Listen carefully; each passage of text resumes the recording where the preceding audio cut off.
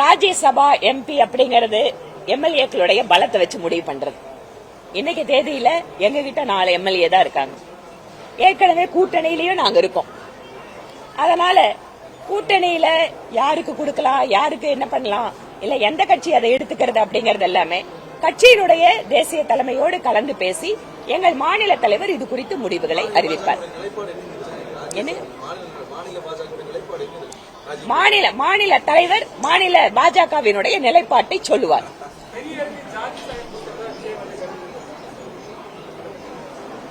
அதாவது தமிழகத்துல திராவிட மாடல் அரசு அப்படின்னு சொல்லப்படக்கூடிய திமுகவினுடைய அரசுல பட்டியலினத்தை சார்ந்த நபர்கள் மீதான தாக்குதல் அதிகரித்திருக்கிறது.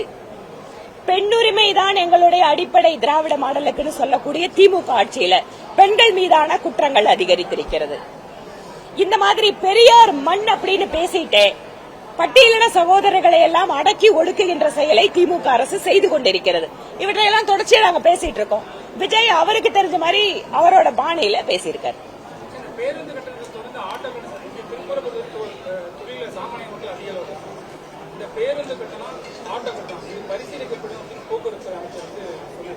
அதாவது கட்டணம் குறைக்கப்படும் சொல்லுவாரா?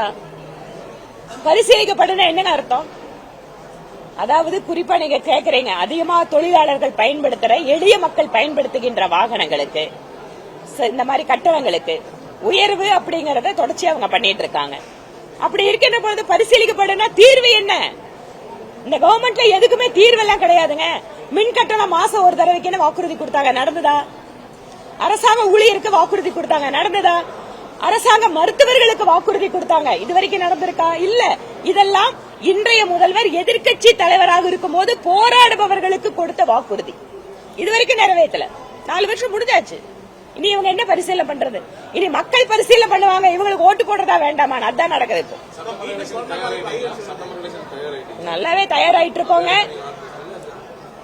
பாரதிய ஜனதா கட்சி தேர்தலுடைய பணிகளை துவக்குகின்ற வேலை அல்ல, எப்பவுமே தொடர்ச்சியாக செய்து கொண்டிருக்கின்ற வேலை. இங்க பூத் கமிட்டிகளை உருவாக்குறதோ, சக்தி கேந்திர கூட்டங்கள் நடத்துவது, இப்ப மாவட்ட நிர்வாகம் எல்லாமே புதிதாக அமைக்கப்பட்டிருக்கு.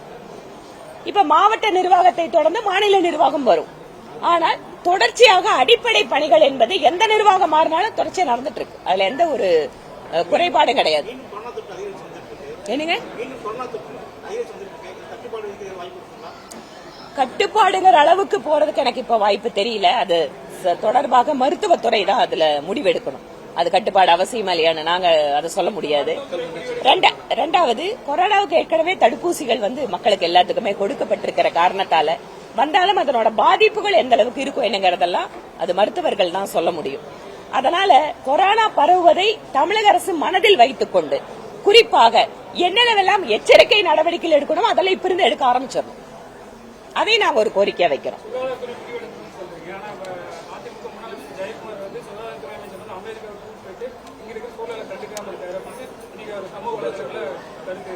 அதாவது கொரோனாவினுடைய பரவல் அதிகரித்துக் கொண்டிருக்கும் போது சம்பந்தப்பட்ட துறையினுடைய அமைச்சர் அதற்கு முக்கியத்துவம் கொடுக்கணும். அவரு குடும்பத்தோட நேரம் செலவிடுறதோ வெளிநாடு போறதோ நாங்க தவறுன்னு சொல்லல. ஒவ்வொரு மனிதருக்கும் அவருக்கென்று இருக்கக்கூடிய உரிமைகள் இருக்கு. ஆனால் அதே சமயம் மக்களை பாதிக்கின்ற விஷயங்களை அந்த பொறுப்பில் இருப்பவர்கள் அக்கறையோடு பார்த்துக் கொள்ள வேண்டும் என்பதுதான் எங்களுடைய நிலைப்பாடு. பிளே ஸ்டோர் மற்றும் ஆப் ஸ்டோரில் இருந்து பாலிமர் செயலியை QR கோடு மூலம் பதிவிறக்கம் செய்யுங்கள். செய்திகளை உடனுக்குடன் பெறுங்கள்.